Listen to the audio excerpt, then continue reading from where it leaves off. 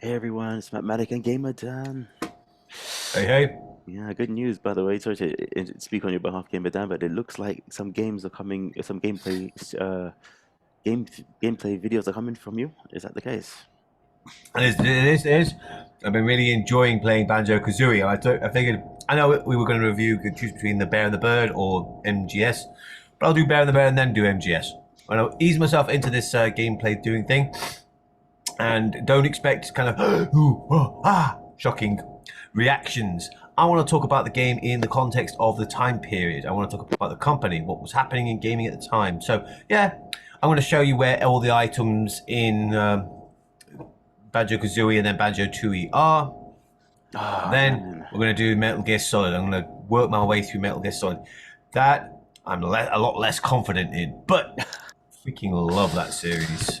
Oh my God, I am so excited, people. I just love Banjo and Metal Gear. I actually never was able to crack it. I mean, at the time, I guess I was a bit distracted with other games, but Gamer Dan's gonna do his best for us, and yeah, his channel's As I going to be say. gaming heavy, people. Now, that being said, as you probably can see on the screen, Gamer Dan's thinking of doing a video about Palworld, which is, I understand, a variant of Pokemon, if you will, but it looks like Pokemon meets Squid Games. I don't know.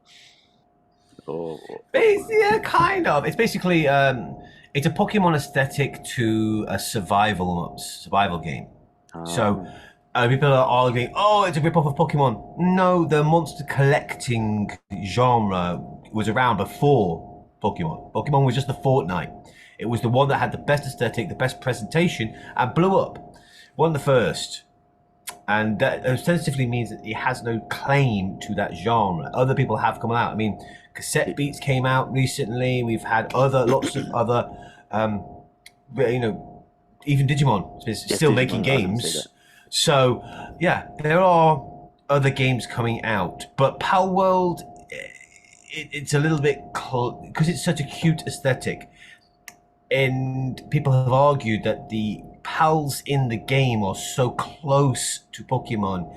Does it breach intellectual property?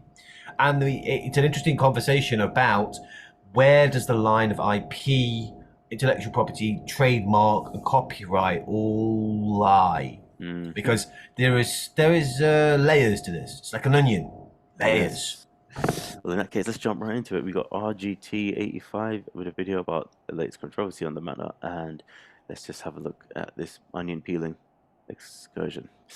As soon as this thing loads up, all right, Mister, with your funny face, I'm just gonna All position right. you. Sorry, no offense, Mr. RG. Never really commented on you before, so anyway, let's do it. If there's one thing you know about me is I love a good scandal or some controversy in the world of video games because it's fun to talk Ooh, he about. likes the tea. And today we're going to be talking about one of the biggest A controversies chicken. from Oh, a I've seen it brand new before. game that just released a couple days ago, but it's absolutely taken the world by storm. I, of course, am Totally talking true. about Palworld. Now, Palworld Pause released in this. a Oh, beta sure. state on Xbox Game 1 second. Pass, Yep. and it's also available On my on people, Steam and an this computer is No, screwed. it's perfect. That's perfect. So Palworld has only been out for like a week at this point, but it is already the second. I think it passed third and is now the second most played game on Steam. It Mm-mm. is in gangbusters. Now this game came out. This is an early access game, so it's not finished technically. And it has had a few years of production beforehand. So they unlike a lot of scam artists, didn't just slap together some bought assets and put it on early access to try and make a buck. No, they made an actual game. There is layers, there is gameplay mechanics, there are lots of verbs in this game. There's things you can do, and it looks pretty good. Obviously, not polished. It's not balanced, but solid game. But as you can see by looking at this picture, it's getting a lot of flack for its art style It looks like because Gyarados, and right yeah, there. that looks like that looks doesn't just look like a Gyarados. That looks really eerily similar to like a Gyarados ultra evolved form. Mm-mm. Like when you mega evolve a Gyarados, buddy, that looks similar. And then Exactly. on the very right, Hmm. the second one, the one on the left of the two at the right, Yeah. that just looks like a tiny little Garchomp. Oh yeah. Not to mention that little Loch Ness monster thing. What's that creature? It's like not Dragonair. And so it looks like a whale lord. No, not like a whale lord. Like, it looks like one of the seal ice Yeah. Pokemon. Yeah, so immediately Yeah, you can I see mean, us. now is that an indicative of saturation by Pokemon? Does the fact that the Pokemon games are so prevalent that anytime we see anything, we see it through the light, the eye, the lens of a Pokemon, or is it just them ripping off Pokemon? I think a bit of both. There's no question that, when I say ripping off, I don't know if it's a rip-off per se, but at the very least, they Well, must know what they're doing.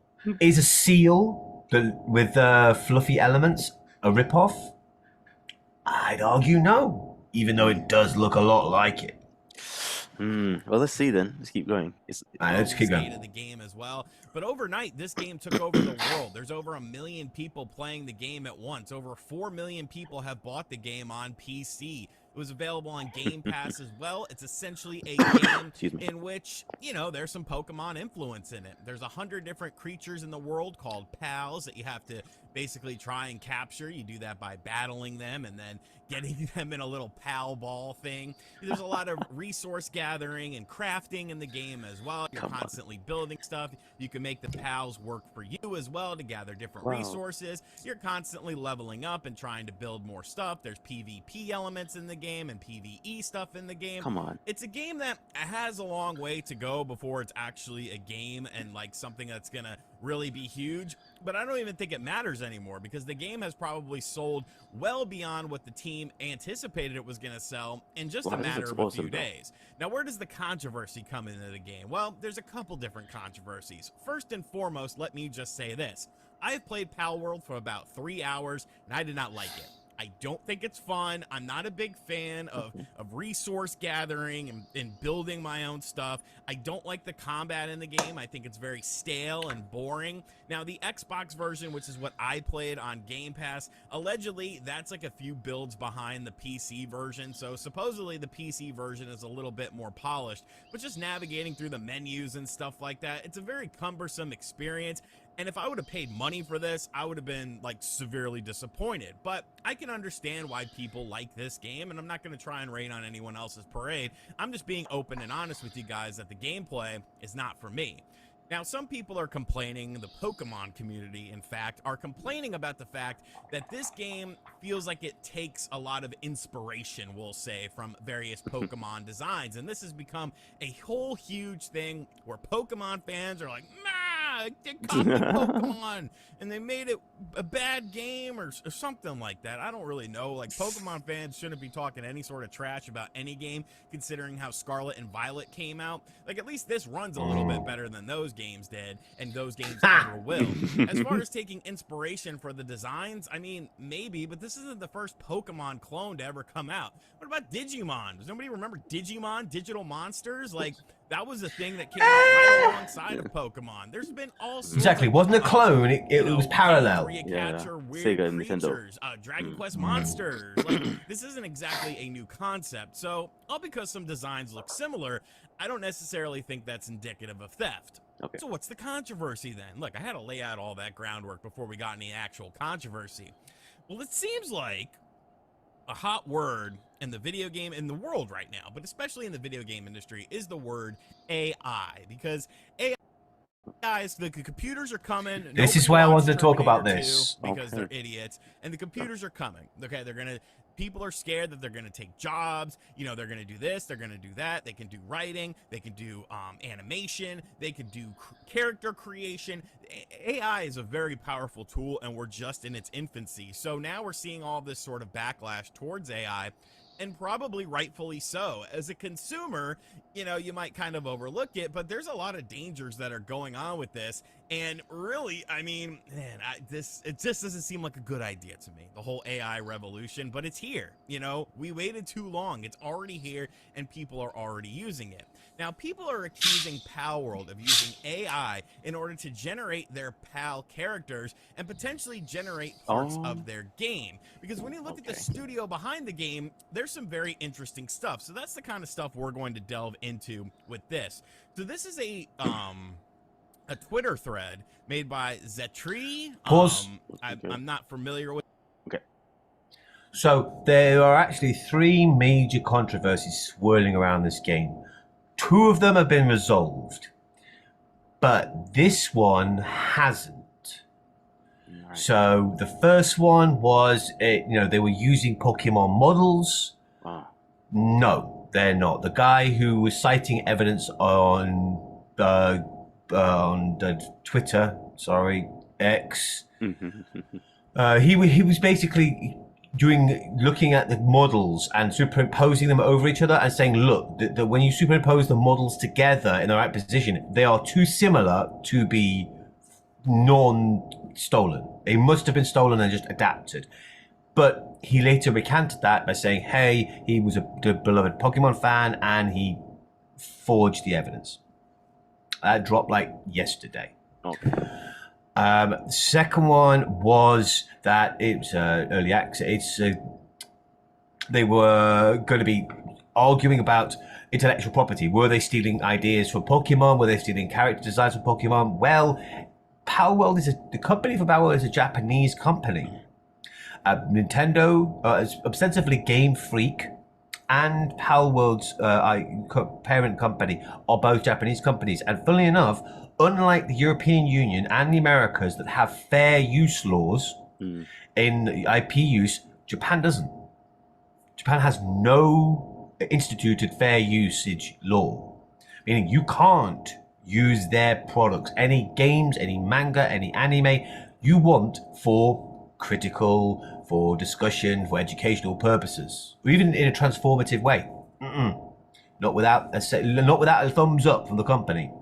So if a company as litigious, as lawyer-friendly as Nintendo is not suing them, has not already jumped on the suing the bejesus out of them, this is a good indication that they've gently skirted around it by making their pals, making their games so distinct from Pokemon. Even if the pals themselves look similar, the game is so removed that it can't be sued. They can't get sued. Interesting. Maybe Nintendo's just building their case, but early experts, or at least early people who are more savvy than I in this, are arguing if they could, they would have by now. I mean, it took them like a day and a half to destroy not another Metroid 2 remake. AMSR2, the AMS2 game. That was a fan game remake of Metroid 2 that was years in the development, a stunningly brilliant game, if I might add. It dropped, and within days, Nintendo had that thing pulled. That's hilarious. Which is not how the internet works. The moment it was out in the wild, it was spread. But Nintendo crushed it. No more updates. That's hilarious. Hilarious. Yeah. So the first two controversies that are going around, no, they seem like little non-starters. But this AI argument, the idea that the developers have been using AI instead of paid workers to develop their game, is a persistent argument. And now they've thrown their hands up, said, it's not us, we haven't done any of this. But they're not showing the working out. Now here's the thing about this AI. Does that mean that AI is doing the theft, if you will? It's a bit of the chicken and the egg argument, though, isn't it? If the AI scrubs the internet for inspiration to develop its own picture, and it scrubs Pokemon images, then makes a Pokemon-esque monster, but the company doesn't make the monster based on Pokemon, they use it based upon the AI's designs, and then they adapt those designs built by an AI. Study, you know? Dude, we may have got on something early in the game, this could be a great undoing of AI. Well, as an aspect of AI that could serve to benefit people. I mean, if this situation, I mean, hopefully this isn't collateral damage, but if this happens to scupper a lot of the AI efforts to try and infringe on people's copyrights, then who knows? It may be able to. I mean, because I was thinking earlier today, talking to two people about AI and so on, about how would I say this? About the actors going on strikes for AI making copies of their likeness, and I was saying that the trick with this AI thing, the only way you're going to stop it at the moment is for again, it's a bit like when I say the difference between fact and the truth. The truth is something that you have to confess to. But the fact is just data by itself, which could be open to interpretation for that matter. But in some cases, so if somebody turns around and says, "I give this my endorsement that this is real," and even if it is AI, then the audience can do nothing about it except well, fair enough that they can dispute it, but fair enough, that's one thing. But if let's just say if AI was okay, if AI was being used to misrepresent someone, and that person said that's not me, then you're gonna have to take that person's word into consideration. If the person said it is me, then I think that's the only way you're gonna resolve the issue. Is that is Flashes of Black Mirror. right? There's a whole Black Mirror episode almost based on this. Let's watch the video Yeah. and see what he has to say about this controversy. Right. With them or anything like that. It seems like they do Twitch or something like that. But they made some interesting discoveries, and then I did some looking at things on my own and found some very interesting things about this game. So Pocket Pair is the name of the company behind Palworld, and Pocket Pair actually has a game called AI Art Imposter that uses AI in the game. Hilarious. When you play it. There's a Oh, video clip they're busted? here of how it works. You basically put in some commands and then it generates AI images within the game. Now, within the confines of the game, you know, who cares? That's kind of the appeal of the game. That's sort of the gameplay loop of the game. But when you look at the larger scale of things, it's like, well, how many people work at this company? You know, if you're designing 100 different PAL characters and you did it in a pretty timely manner and you're creating these 3D worlds and stuff, like this company, Pocket Pair, you know, they seem a little bit more advanced than some of these other companies that have been around for a very long time. They seem more advanced than the Pokemon Company in some regards, and the Pokemon Company has been around for a very long time. So people started to raise eyebrows about this. They go on to say how the CEO of Pocket Pair was talking about AI to bypass copyright, generating fake mons with calling it AI Art Imposter, a real-time image generation game, and being excited for games powered by GPT-4. Now, supposedly, this was in response to a thread, I think it was done by BuzzFeed, where they were making fake Pokemon, and this is what they were referring to Excuse me. But even taking away like that aspect of it and not even looking at it, you've already made a game that utilizes AI and generates images with AI. You go along scrolling here, there's a very interesting interview that, man. So in this interview, they go on to say that a recent graduate was hired to design for them, and they were quickly able to pump out 100 designs they needed and make alterations as needed. And it's in this blog post here. So I've looked over this blog post, and really that wasn't even the thing that really like bothered me the most about this blog post. There were some other very interesting stuff in here as well. All right, so this is essentially a blog post in which they tell kind of the story about like Palworld and how it became to be, you know, how they got into the games industry and what they're doing within the industry. But I found some very interesting things here. So they're talking about one of their previous games called Craftopia, which I'll put up a trailer of it right now and you can kind of look at it to essentially get a feel for what this game is, and I'll just read to you what is said in here. Until now, I had never properly created a 3D model in-house. At Craftopia, most of the 3D models were purchased as assets, and in order to move a 3D model, motion is required. Craftopia also purchased and used motion as an asset, so I wasn't too concerned about it. So essentially, what Pocket Pair is saying here is that a lot of the stuff you see in Craftopia was just purchased assets that were being repurposed for this game. One of the things that I felt when playing this game immediately was some of these assets felt like very generic purchased assets. They didn't feel like developed by anyone with any sort of passion. It was just sort of something that you could take and then automatically implement into your game. Now, that's a whole debate for another day, whether that's ethical or not. Like, I don't think inherently it's a bad thing, but I think that you should do something to the asset to potentially make it your own, like maybe change up some things about it. But when you play this game, you definitely get that feeling when you're walking around in that initial area that, like, okay, these don't really feel like created things out of love and passion and stuff like that. But hey, you know what? It's it is what it is, I guess. So then they go on for Miracle 3, created over 100 monsters. There was no one in the company with experience in motion, but hey, you know what? They figured it out because some guy, Mr. Adachi, randomly popped up, was the man. He was a veteran motion designer with a lot of experience, and he was very interested, and he knew what to do. So, bam, we're good. We're good on the motion front now. You know, no problems here, no issues here. But what about the creation of the characters themselves? Because there's a lot of miracles that went on with this, and, you know, miracles or something. They've changed engines in the game as well, even though it's using Unreal Engine. A new graduate who was rejected during the document screening ended up in the most important position. So let's scroll down and read this. So they ended up getting the work with Palworld, but as soon as we worked together, I realized that he was a formidable talent. She doesn't like I don't know if it's he or she because the pronouns get messed up in the translation. But as soon as we worked together, I realized, we'll just say they were a formidable talent. They don't like to use the word genius, but they might be a genius. They have a talent that is at least rare. They are a frighteningly sharp knife. First of all, it is incredibly fast. I guess they are incredibly fast at drawing. It's the fastest I've ever seen. If you're bad at it, it's 4 or 5 times faster.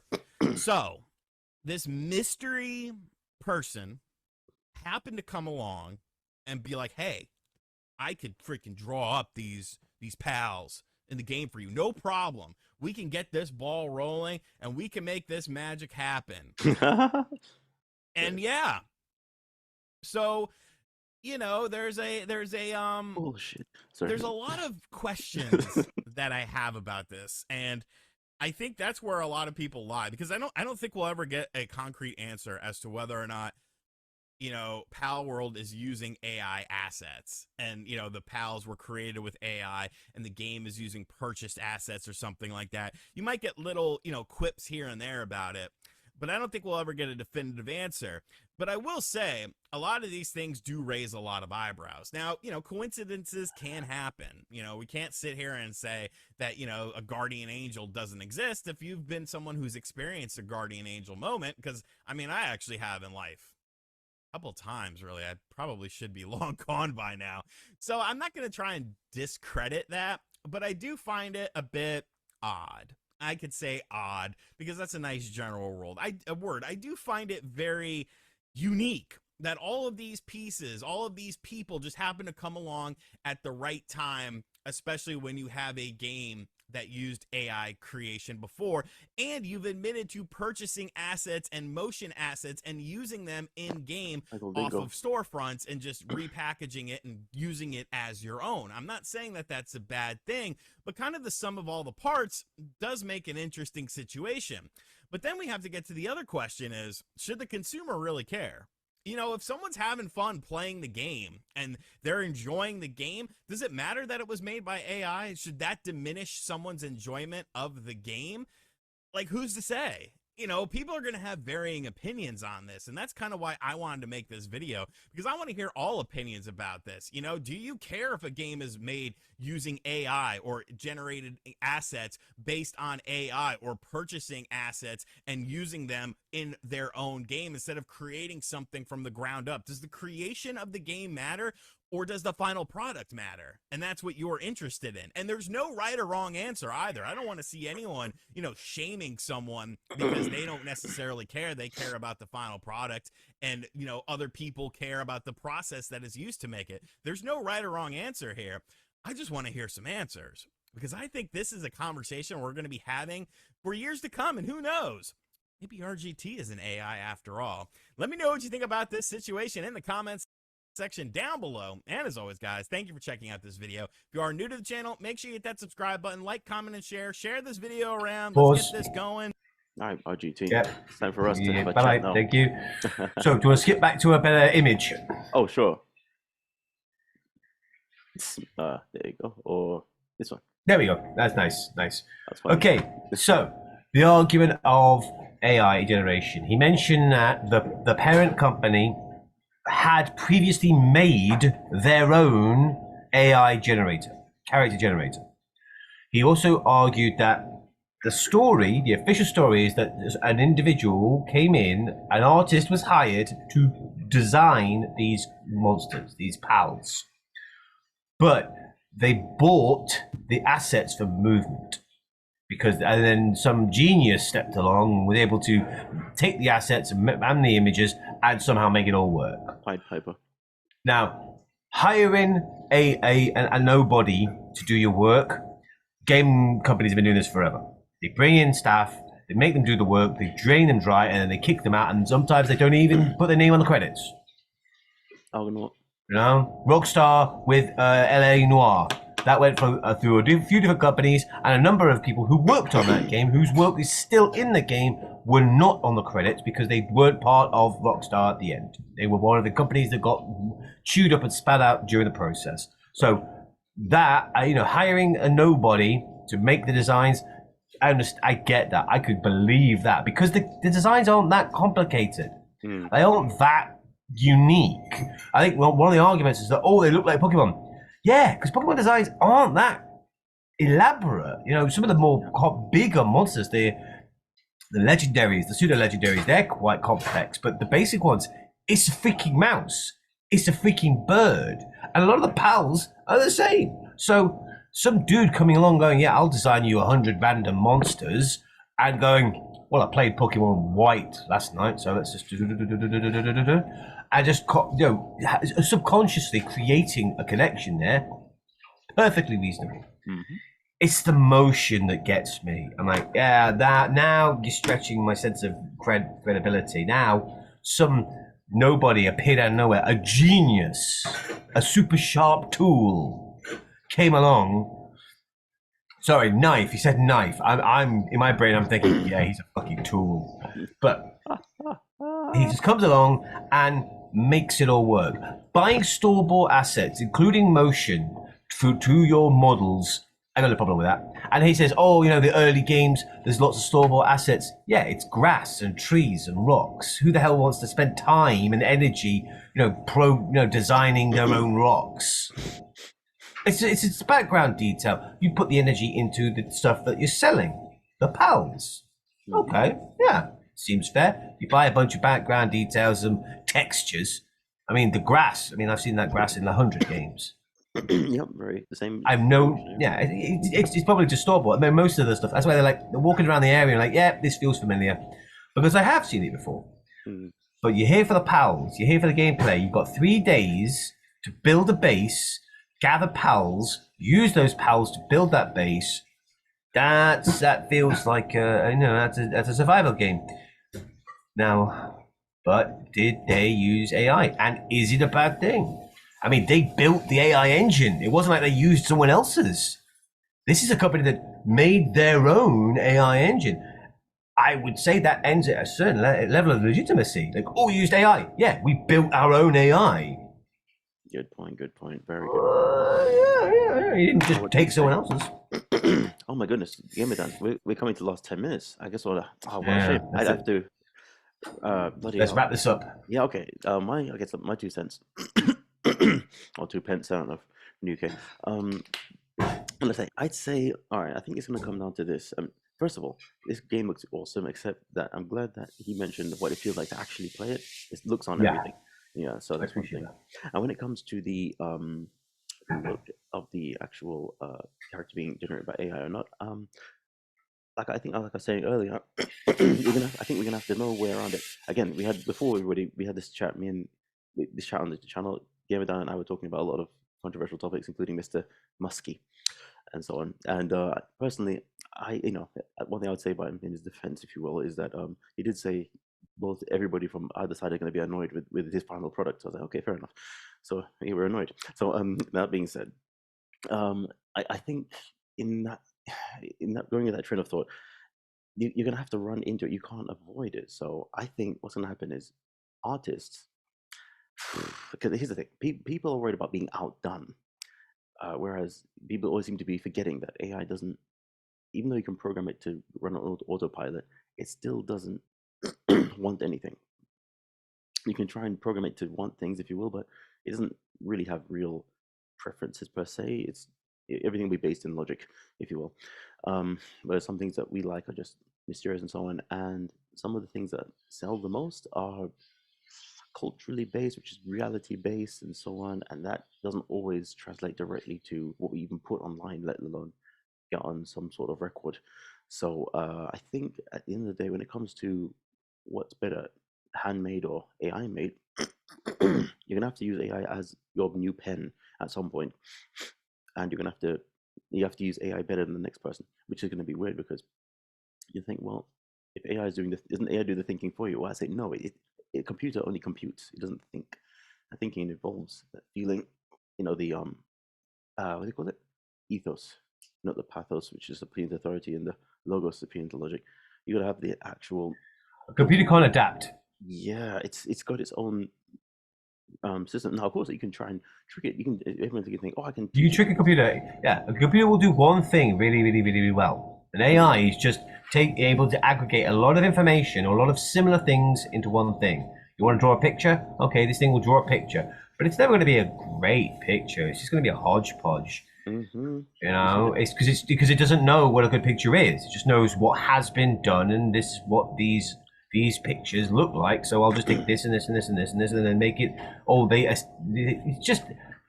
It's the Frankenstein stuff together. Yeah. Exactly. There's no finesse. There's no joie de vivre. There's no style to it. It's just these are Frankensteins, and they're going to get better and better. But I think more and more people are going to use AI like they may have done with PAL, which is in very specific circumstances to use. To better design certain things, to better animate certain things, not sweeping like create me a monster. Mm-hmm. What kind of monster? There's a lot of monsters. You gotta narrow the parameters. You gotta give specification. So using it as a tool, I'm not adverse to this because it is gonna happen. You just gotta get used to it. It's like when the car came along and the horse riders were like, "I like my horse." Tough. Maybe the horse doesn't like them. I don't know. It's just the march of progress. This thing is better than us at doing a thing, so we're going to use it. And I think, I like the idea of using it ethically. I think that companies should acknowledge when they do use it, so that we are better informed. Some creatures were edited using an AI. We created the initial designs, but we tweak the designs using AI to come up with other variations on them. I don't see a problem with that. I think that's fine. You created the initial concept, you decided on the final design, but the ChatGPT the AI was used to create a variety of different variations of which you chose the one you like the best. That's it. And that seems fair. And last thing I'd say is that I think one aspect that people tend to overlook in the whole aspect is the consumer, and the overall story. The human element is the narrator, is the narrative driver of the story. So that is to say, if you make a game, again, if you try and sell people a jelly sandwich and a chicken sandwich, and try and sell them a jelly chicken sandwich, which AI may try to do because they're both popular. Why not? But it doesn't know what it tastes like. It hasn't tried it itself. Then it will not know how to navigate the ship, and it won't know why people are rejecting it. So ultimately, what our responses to you put two different AI. I think I said before, we put two different AI generated products out there. Audiences will gravitate to one more than the other. AI may have some logical reason as to why people chose it, but it doesn't really feel or understand why. Us users have the ability to course correct better than AI ever would because we are in the real world, and that's true for the writers behind this camera, if you will, as well as the players on the other end. So I think it's gonna, whether or not this AI can give them more finished polish to certain aspects, we're still the ones directing the story because we won't gravitate towards things that just don't that we don't feel right to us, and feelings are a big part of it. I think at the end of this whole thing, we're going to start to realize how important feelings are in the mix of this whole storytelling aspects of society is all about, and eventually people learn to trust their gut a lot more when they can't trust their eyes. I think. What do you think? I agree. I think that people are getting up in arms. I've said it before. People are getting up in arms about AI, but it's just a tool, and if used effectively, it can be great, and if used poorly, it can be dangerous. It can be painful to people. It's like a hammer. If you want to bang a nail, great. You want to hit someone over the head, not so great. But yeah, Yeah. I'm not scared of AI because AI has to be used. It's never, the whole generative AI, that one that can think for itself. That's when it happens. We'll cross that bridge when we get there. Don't panic about it until it's a thing, and it's not going to be a thing for a while. But I like the idea of using better tools for help developers. I think developers, especially video game developers, have had a really rough couple decades. They've been chewed up, spat out, and they tend to, when companies make poor decisions, it's the developers who get it in the neck. We don't, the fans don't chase after the CEO or the executives because they can't, because they're shielded, they're hidden. They go after the people who they can get, the developers. And those are the people on the trend, in the ground, in the trenches. They're the ones doing the grunt work to make these things work. But they're also the ones who get axed first. They're the ones who get blamed first. It's not a healthy environment. And these are the games we love. We love games. We want more games. We want better games. And it's the developers who are going to do this. But they've been treated so terribly for so long now that anything to help them is good in my book. Yeah. It really is. But that's an emotional response from me. That's not logically, that's not rationally. I just think anything, unionization, better conditions, beating Bobby Kotick's head with a hammer, whatever you need to do, just help the developers. Yeah, man. You said it. Oh, I guess we're gonna cut in a few seconds. Yeah, but thank you so much, and please bring those videos. They're coming soon, people. He's gonna send them over. I'm gonna go soon. The Bear and the Bird. Yeah, peace. Man. Finally, peace. Take care, my gamer Dan, and see you later, people. Thank you so much. And that's a good one. That's a wrap, folks.